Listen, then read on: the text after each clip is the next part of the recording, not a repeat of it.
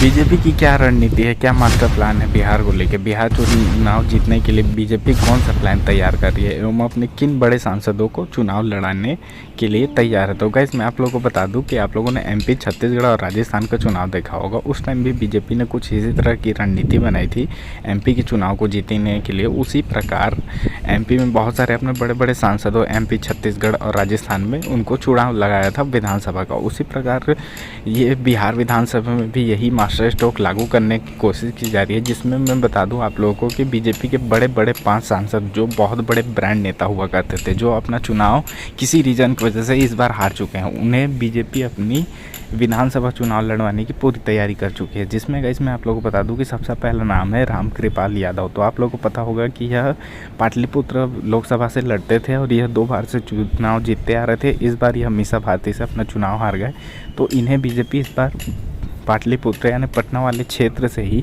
दानापुर के विधानसभा से चुनाव लड़वा सकती है। दूसरे जो है वो है सुशील सिंह। तो गाइस आप लोगों को पता होगा कि औरंगाबाद जो बिहार में है, वहाँ से यह लोकसभा का चुनाव लड़ते थे। इस बार यह हार गए हैं। ये भी 2 बार से लगातार सांसद थे, तो इन्हें भी लड़वाने की तैयारी की जा चुकी है। तो बेसिकली इन सांसदों को चुनाव लड़वाने की यह रणनीति होती है कि जब यह सांसद चुनाव लड़ते हैं विधानसभा का, तो ये उस सीट पे तो जीतते ही हैं, साथ ही ये अपने लोकसभा के बाकी सीटों पे भी प्रभाव डालते हैं, जिनसे इनके आसपास के विधानसभा पे जो लड़ रहे कैंडिडेट होते हैं उनके लिए भी इनकी नाम पे वोट मिल जाता है। इसलिए इन सांसदों को कुछ ही पर्टिकुलर एरिया में लड़वाया जाता है ताकि इनका प्रभाव आसपास की सीटों पर भी पड़े। जैसे कि आप लोगों को पता होगा कि Narendra Modi proper area wise rally करने जाते हैं। जैसे कि बिहार में बक्सर जाएंगे तो उससे शाहाबाद के कुछ एरिया कवर हो जाते हैं। ऐसे ही अलग अलग जो ये सांसद है इनको अलग अलग एरिया से लड़ाया जाएगा, जिससे आसपास के क्षेत्रों पे भी इनका अच्छा खासा प्रभाव होगा और जीतने के चांसेस काफ़ी ज़्यादा बढ़ जाएंगे। तो यह रणनीति होती है।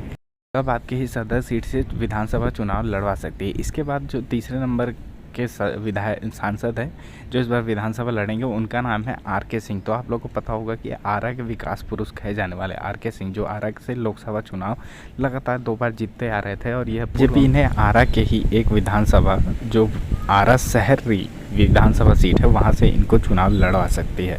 इसके बाद नाम आता है गाइस बक्सर के अश्विनी चौबे का, जो 2 बार से बक्सर के लगातार सांसद रहे थे। इस बार उनका टिकट काट दिया गया था, उनको टिकट ही नहीं मिला था।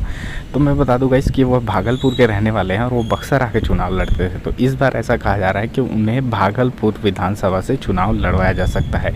इसके बाद नाम आता है सासाराम के शेष राम का, जो कि वहाँ से लगातार लोकसभा चुनाव लड़ रहे थे। इस बार उन्हें भी मोहनिया के विधानसभा से चुनाव लड़वाया जाएगा, क्योंकि वह भी अपना लोकसभा का चुनाव हार गए थे, इसीलिए उन्हें भी इस बार लोकसभा की जगह विधानसभा लड़वाने का पूरा कोशिश किया जाएगा।